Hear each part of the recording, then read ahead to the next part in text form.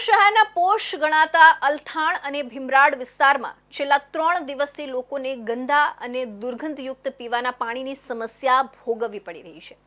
લોકોના ઘરોમાં આવતું પાણી એટલું ખરાબ છે કે તેમાં જીવાતો પણ તરી રહી છે। આ વિસ્તારમાં સફેદ માટીવાળું અને જીવાત ભરેલું પાણી આવી રહ્યું છે, જે પીવાનું તો દૂર પણ ઉપયોગ માટે પણ અયોગ્ય છે। પાણીની પાઇપલાઇનમાં ડ્રેનેજનું પાણી મિક્સ થવાથી આ સમસ્યા ઊભી થઈ છે। આશરે 1 લાખથી વધુ લોકો આ સમસ્યાથી પરેશાન થઈ રહ્યા છે।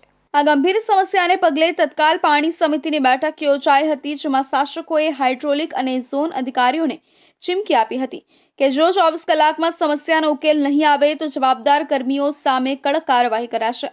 ગંદા પાણીથી ઉદ્ભવતા આરોગ્યના જોખમોને લઈ મહત્વપૂર્ણ ચર્ચા કરવામાં આવી। પાણી સમિતિના અધ્યક્ષ હિમાંશુ રાઉલજીએ કહ્યું કે ઉનાળાની ઋતુમાં પાણીજન્ય રોગો ઝડપથી ફેલાય છે, જેથી લીકેજ સંબંધિત ફરિયાદો પર 24 કલાકમાં કાર્યવાહી કરવાની ખાસ સૂચના આપવામાં આવી છે। કોઈપણ વિસ્તારોમાં પાઇપ તૂટી જાય અથવા લીકેજ થાય તો તુરંત રિપેર અને પાણીના નમૂનાઓનું પરીક્ષણ કરવાનું આયોજન અમલમાં મૂકવામાં આવ્યું છે। અલથાણ અને ભીમરાડ વિસ્તારના લોકો કહે છે કે તેમના ઘરોમાં સફેદ પાણી, માટીવાળું પાણી અને જીવાતોથી ભરેલું દુર્ગંધયુક્ત પાણી, આ 3 પ્રકારનું પાણી આવી રહ્યું છે। પીવાના પાણીની પાઇપલાઇનમાં ડ્રેનેજનું પાણી મિક્સ થઈ જતા પાણીનો રંગ પણ બદલી ગયો છે અને તેમાં જીવાતો સ્પષ્ટ દેખાય છે।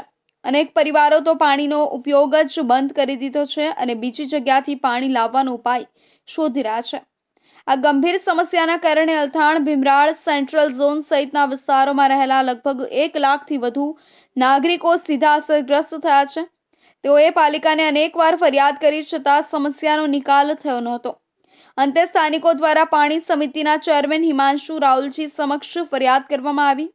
હિમાંશુ રાઉલજીએ જણાવ્યું હતું કે અલથાણ ભીમરાડ વિસ્તારમાં જીઈબીની કામગીરી દરમિયાન પણ પાઇપલાઇનને નુકસાન થયું હતું। પાઇપલાઇન તૂટી જતાં તેમાં ડ્રેનેજનું પાણી મિક્સ થવાનું શરૂ થયું। પાલિકા દ્વારા લાયસન્સવાળા કોન્ટ્રાક્ટરો પાસેથી આ પાઇપલાઇનની કામગીરી કરાવવાની હોય છે, પણ કાર્યમાં વિલંબ થતાં પરિસ્થિતિ વધી ગઈ।